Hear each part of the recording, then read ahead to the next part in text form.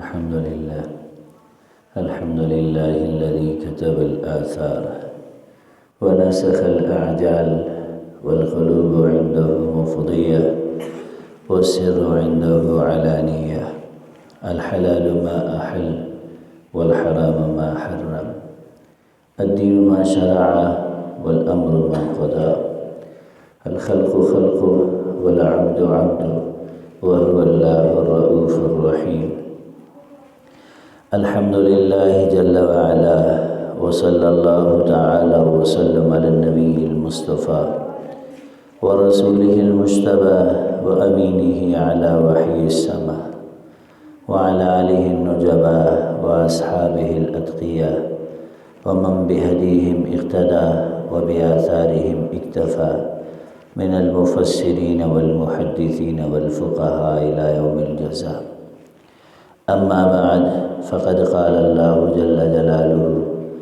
أحل لكم ليلة الصيام الرفث إلى نسائكم هن لباس لكم وأنتم لباس لهم وقال النبي صلى الله تعالى عليه وسلم خيركم خير لأهلي وأنا خير لأهلي أو كما قال عليه الصلاة والتسليمات صدق الله مولانا العظيم وصدق رسوله النبي الأمي الكريم ونحن على ذلك لمن الشاهدين والشاكرين والحمد لله رب العالمين۔ میرے بھائیو، جب سے کائنات بنی ہے اور انسانیت کا وجود کائنات میں اللہ نے پیدا فرمایا ہے، حضرت آدم علیہ السلام پہلے انسان ہیں اور پہلے نبی ہیں، اور آدم علیہ السلام کے زمانے سے انسانیت کی آباد کاری شروع ہوئی۔ جب دنیا میں انسان آباد ہو گئے، اب آبادی جب بڑھتی ہے تو اس کے لیے انتظام کی ضرورت ہے، اور انتظام ہوتا ہے قانون کی بنیاد پہ، شریعت کی بنیاد پہ اور کسی کانسٹیٹیوشن کی بنیاد پہ۔ اللہ رب العزت نے اپنے بندوں کو چلانے کے لیے، دنیا میں زندگی گزارنے کے لیے قانون بھی خود ہی عطا فرمایا، اور خداوندی احکام، خداوندی قانون بندوں تک پہنچانے کے لیے اللہ رب العزت نے اپنے بندوں کا انتخاب فرمایا۔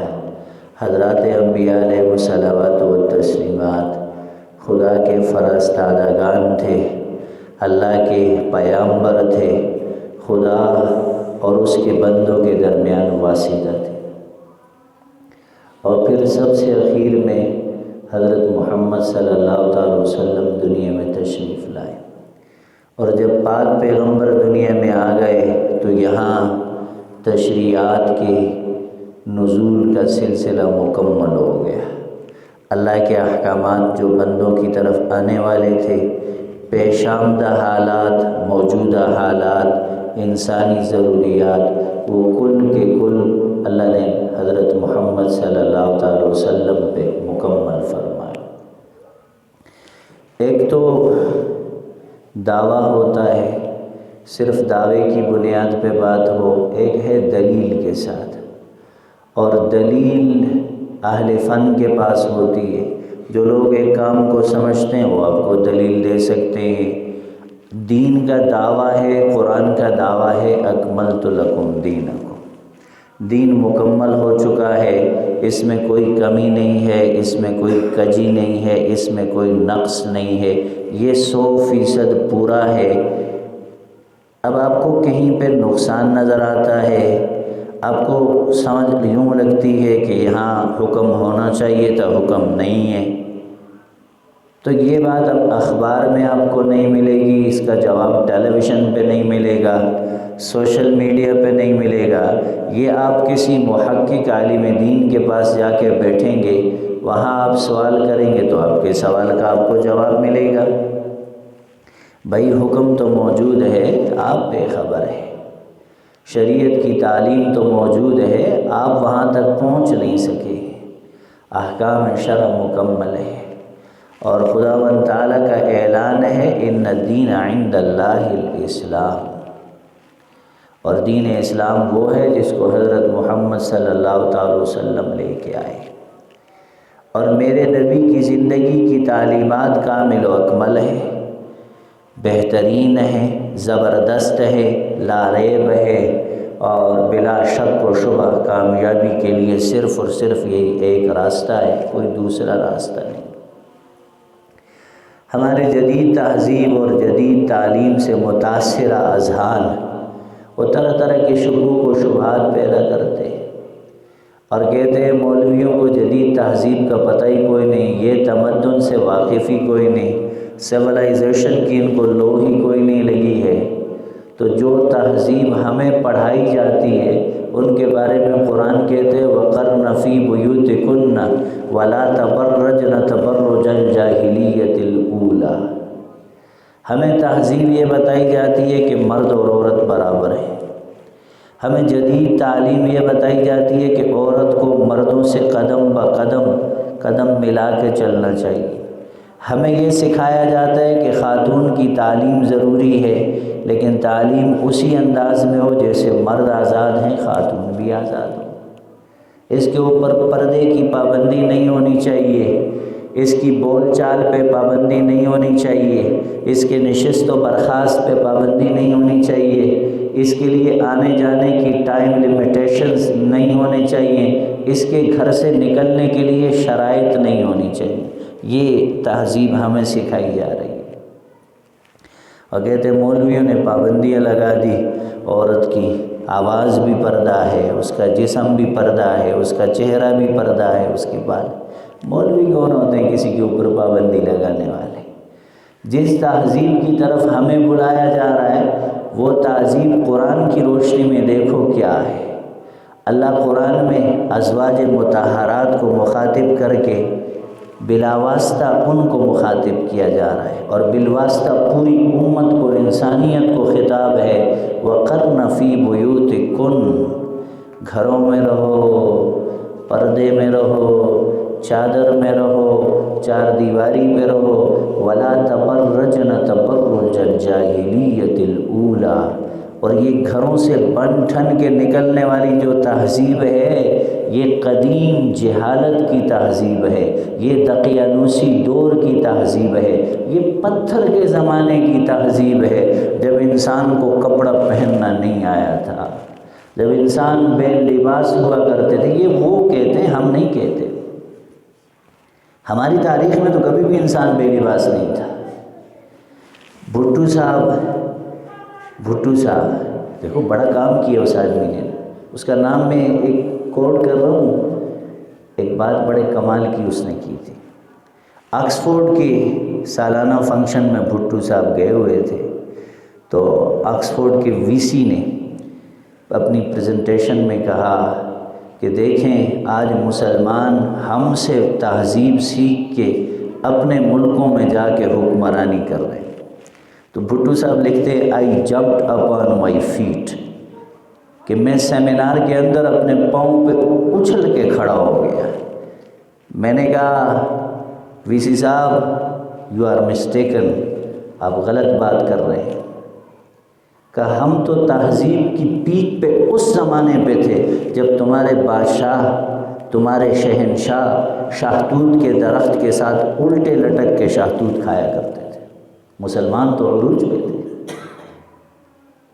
قرآن کہتا ہے تم اس جہالت کے زمانے میں نہ جانا کہ جہالت کے زمانے میں عورت بن ٹھن کے نکلا کرتی تھی، جہالت کے زمانے میں عورت بے پردہ ہو کے نکلا کرتی تھی، مخصوص عورتیں ہوتی تھی۔ جیسے آج کل اسپا بنائے جا رہے ہیں نا، مساج سینٹر بنائے جا رہے ہیں نا، میں کھلی ڈلی بات اس لیے کر رہا ہوں کہ پڑھے لکھے لوگ ہیں، آپ کو بات سمجھ میں آئے۔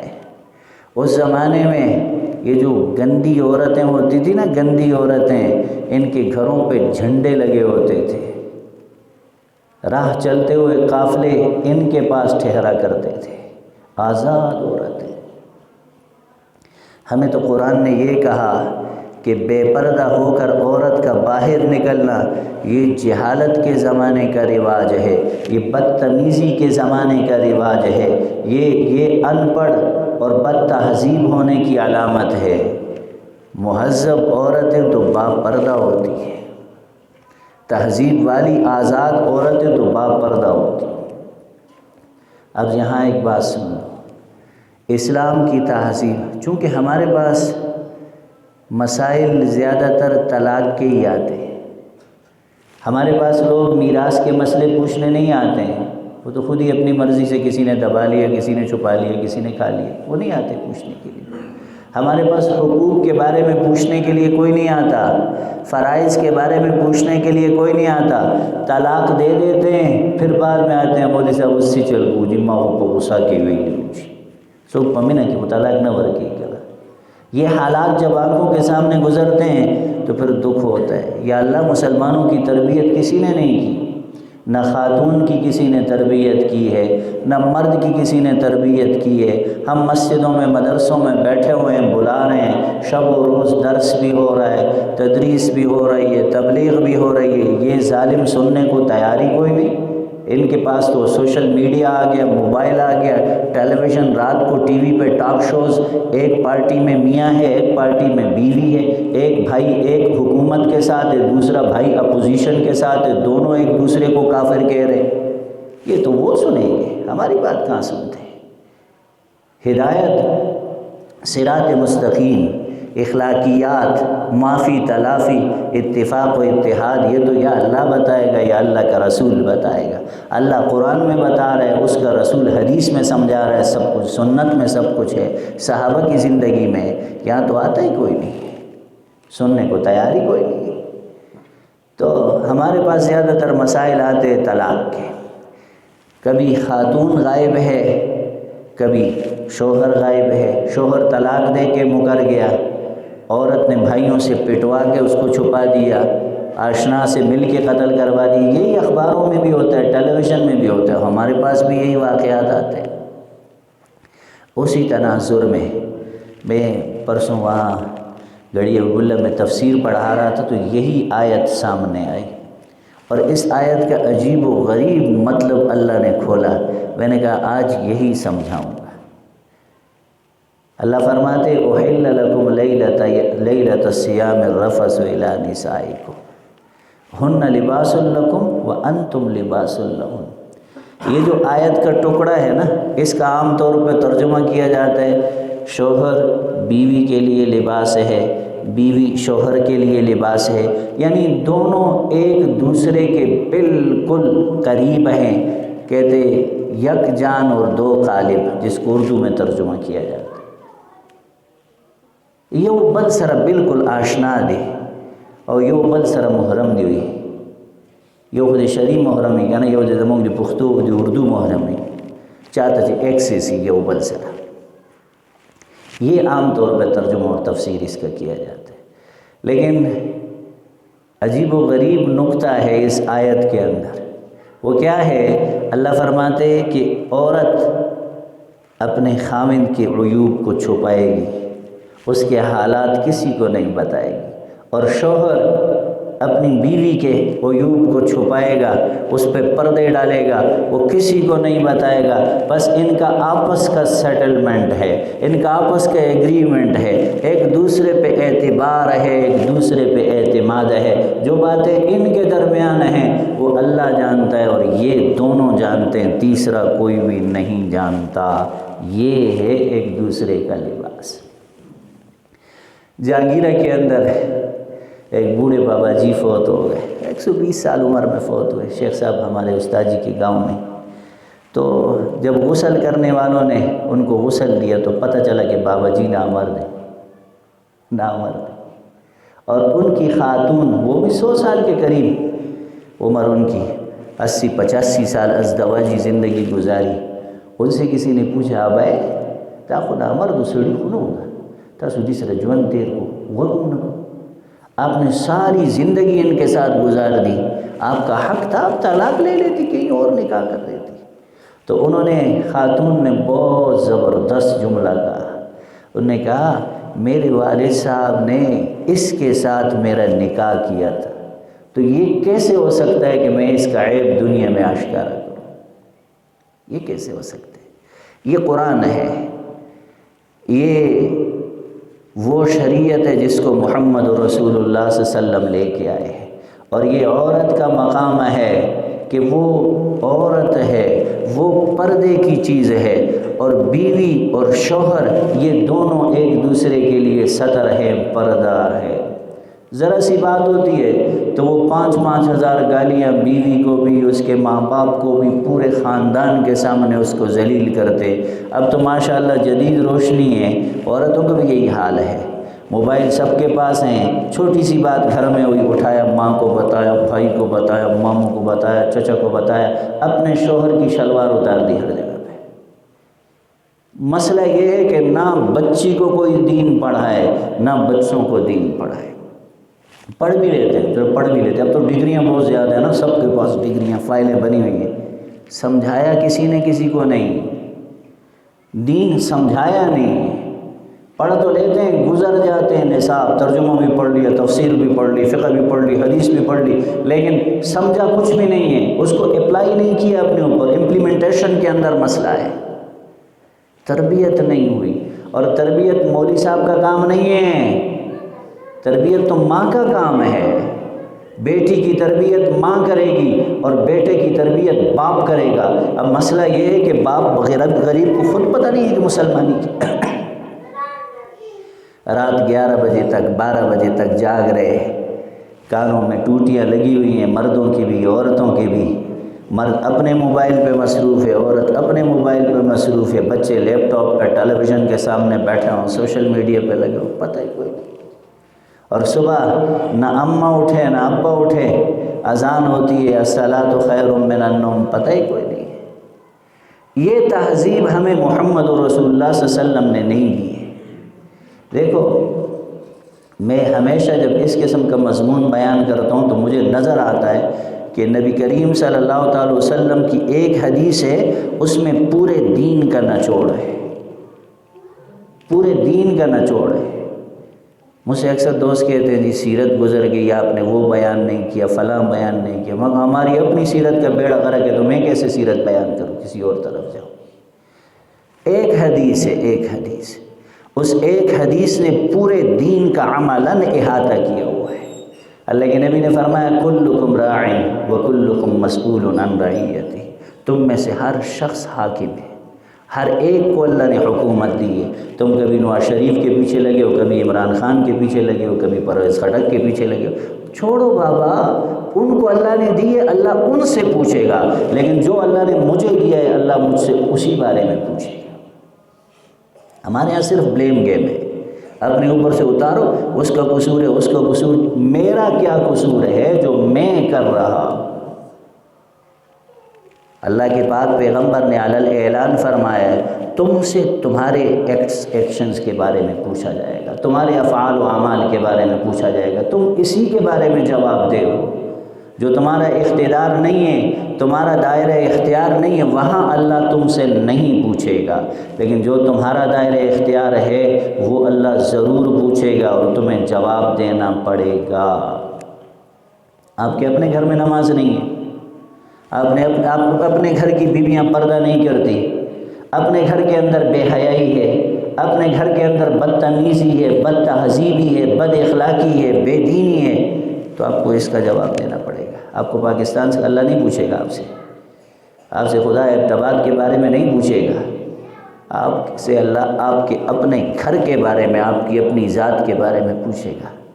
اگر ہم لوگ اپنی لمیٹیشنز کے اندر، حدود کے اندر رہیں اور انہی حدود کے اندر اپنی ذمہ داریاں پوری کریں تو معاشرہ سدھر جائے گا۔ ہم لوگوں کے اندر مسئلہ یہ ہے، میں ہمیشہ جب طلباء کے ساتھ اور جو لوگ نئے نئے زندگی شروع کرنے والے ہیں، میچور ہونے والے ہیں، جب بیٹھتا ہوں تو میری نشست میں یہی ایک اصول ہمیشہ ڈسکس کرتا ہوں کہ بھائی اویلیبلٹیز کو یوٹیلائز کرو، جو چیزیں دستیاب ہیں ان کو استعمال کرو، جو آپ کے پاس نہیں ہیں ان کے آپ مکلف نہیں ہیں، ان کے بارے میں اللہ آپ سے نہیں پوچھے گا۔ آپ کہیں میرے پاس حکومت ہوگی، میرے پاس زیادہ پیسے ہوں گے، میرے پاس زیادہ پراپرٹی ہوگی، میرا اختیار بڑھے گا، پھر میں سب کچھ ٹھیک کروں گا۔ نہیں نہیں نہیں نہیں، ہمیشہ زیرو سے سٹارٹ لینا ہوتا ہے۔ ابتدا ہمیشہ زیرو سے ہوتی ہے، ایک سے ہوتی ہے، صفر سے ہوتی ہے، وہاں سے شروع کرنا پڑتا ہے۔ آپ ایک دم سے انڈسٹری نہیں لگا سکتے، آپ ایک دم سے بزنس فرم نہیں سٹارٹ کر سکتے۔ جب آپ نے بننا ہے تو پھر آپ نے صفر سے، ٹھیلے سے شروع کرنا ہے، ریڈی سے شروع کرنا ہے۔ جو آپ کے پاس دستیاب چیزیں آپ نے ان کو یوٹیلائز کرنا ہے۔ تو ہمارے پاس دستیاب جو ہمارے اختیار میں، وہ میرا اپنا کاروبار ہے، وہ میرا اپنا گھر ہے، وہ میری مسجد ہے، وہ میری ملازمت ہے، وہ میری بیوی ہے، وہ میرے بچے ہیں، وہ میرے بہن بھائی ہیں، وہ میرے والدین ہیں، وہ میرا گھر بار ہے۔ یہ دستیاب چیزیں جو اللہ نے مجھے دے رکھی ہیں، ان کے اندر میں نے کارگزاری دکھانی ہے۔ تو یہیں پہ کارگزاری نہیں ہے تو پھر بڑے بڑے دعوے، وہ تو پھر فضول بات ہے نا، وہ تو غلط بات ہے۔ تو میرے بھائیوں، یاد رکھنا، جو تہذیب ہمیں محمد رسول اللہ صلی اللہ تعالی وسلم دے کے گئے، وہ سب سے کامل و اکمل تہذیب ہے۔ وہ سب سے مہذب معاشرہ جو ہمیں نبی کریم صلی اللہ تعالی وسلم دے کے گئے، اور جس طرف ہمیں بلایا جا رہا ہے، ہمیں دعوت دی جا رہی ہے، ہمیں گمراہ کیا جا رہا ہے، ہمیں اپنی تہذیب سے نکالا جا رہا ہے، اپنے ٹریڈیشن سے، اور ہم آنکھیں بند کر کے اس کے پیچھے بھاگ رہے ہیں، آنکھیں بند کر کے بھاگ رہے ہیں۔ حیاداری ختم ہو رہی ہے، آنکھوں میں حیا نہیں ہے۔ اس زیادہ خبر نہ پاتی مونگا بخی برد غرون تلو وی غرون علاقوں کے خلقوں کے ڈیر حیا، ڈیر عزت مندی وزالتا ہم نشتہ دی زگر جید غرون رپاسا شیطانی چتریان لگے دلی، چتریان پریداوا 4G اور 5G عرضی طرح سے دلی، تو پھر حیا کہاں ہوگا؟ وہاں پر بھی جہاں خواتین کی بڑے بڑے بھرکے ہوتے تھے، بڑے بڑے بھرکے، پتہ نہیں چلتا تھا کہ یہ کوئی نوجوان خاتون ہے یا بوڑھی خاتون ہے۔ اب وہاں پر بھی چادریں اور دوپٹے آ گئے، وہاں بھی کپڑے کم ہونے شروع ہو گئے۔ مردوں نے، لڑکوں نے ایسے کپڑے پہنے ہوتے ہیں چست، وہ بھی زنانہ ٹائپ کے کپڑے۔ یہ کون سی تہذیب ہے، کون سی سیولائزیشن ہے؟ ہم کہاں جا رہے ہیں؟ ایک اور نیا فیشن آیا ہے، بال کٹوائے ہوتے ہیں یہاں سے، یہاں سے، یہاں کچھ بال چھوڑے ہوتے ہیں۔ اب تو ماشاءاللہ آدھا ادھر سے ٹینڈا کیا ہوتا ہے، آدھا ادھر سے ٹینڈا، اور ادھر بال۔ آپ کو پتہ ہے حدیث شریف میں اللہ کے نبی نے فرمایا کہ یہ قضا ہے، اللہ کے نبی نے منع فرمایا، اس کی اجازت نہیں۔ اور یہ ایک اور بات بتا دوں، اس طرح بال کٹوانا سکھوں کے مذہب میں مذہبی شعار ہے، عبادت ہے۔ وہ ہمارے یہاں فیشن ہے؟ ماشاءاللہ مسلمان ہے اور محمد رسول اللہ کا امتی ہے، اور دیکھو تو صحیح ذرا۔ اب پھر ہمارے میڈیا نے ایسے لوگوں کو ہیرو دکھایا ہے، اور جو داڑھی والے، زلفوں والے، پگڑی والے، ان کو ولن بنا کے پیش کیے۔ یہ جو بچے یہ سب کچھ دیکھ کے پل رہے ہیں، جب یہ جوان ہو کے پروفیشنل لائف میں آئیں گے تو پھر یہ مولویوں کو یہی کہیں گے سارے دہشت گرد ہیں، اور ان کو ہیروئزم تو وہی جو دکھایا جا رہا ہے اور ہم دکھا رہے ہیں۔ تو میرے بھائیوں، جو تہذیب محمد رسول اللہ صلی اللہ علیہ وسلم لے کے آئے، وہ کائنات کی کامل و اکمل تہذیب ہے۔ فخر کرو اس بات پہ کہ ہم محمد رسول اللہ کے ماننے والے ہیں۔ یہ بات ہمارے لیے قابل فخر ہے کہ ہمارے معاشرے میں داڑھی بھی ہے، پگڑی بھی ہے، ٹوپی بھی ہے، کچھ نہ کچھ حیاداری بھی ہے، کچھ نہ کچھ عزت مندی بھی ہے۔ داڑھی والے کو دیکھ کے لوگ احترام کھڑے ہو جاتے ہیں، بزرگوں کا لوگ احترام کرتے ہیں۔ یہی ٹوٹا پھوٹا جو دین بیان ہو رہا ہے، مساجد ہیں، مدارس ہیں، علماء ہیں، طلباء ہیں، تبلیغی جماعتوں کی چلت پھرت ہے، کہیں مجاہدین کے سرگرمی نظر آ رہی ہے، تو یہ سب ان چیزوں کی بدولت ہے کہ کہیں کہیں اسلامی تہذیب کے آثار ہمارے معاشرے میں زندہ ہے۔ تو بھائی، ہم نے اپنی ذمہ داریاں پوری کرنی ہیں، ہم نے اپنے دائرے کار کے اختیار کے اندر رہ کے کارگزاری دینی ہے، لوگوں کے اوپر انگلیاں نہیں اٹھانی ہیں، دوسروں کے اوپر بلیم نہیں کرنا ہے، دوسروں کی خامیوں کو نہیں۔ اللہ کے پاک پہ حضرت علی فرماتے، حضرت علی رضی اللہ تعالیٰ عنہ کا قول ہے، جب تم دوسروں کے عیب دیکھنے لگو نا تو پہلے اپنے آپ کے عیب دیکھ لینا، خود اپنی اکاؤنٹیبلٹی کر لینا، تمہیں فرصت ہی نہیں ہوگی کہ تم دوسروں پہ انگلیاں اٹھاؤ۔ تو ہم نے خود کو درست کرنا ہے، اور ہمارے سامنے آئینہ قرآن ہے، نبی کریم صلی اللہ تعالی وسلم کی زندگی ہے۔ اللہ ہم سب کو عمل کی توفیق نصیب فرمائے۔ وآخر دعوانا الحمدللہ رب العالمین۔ سنتیں پڑھ لیں۔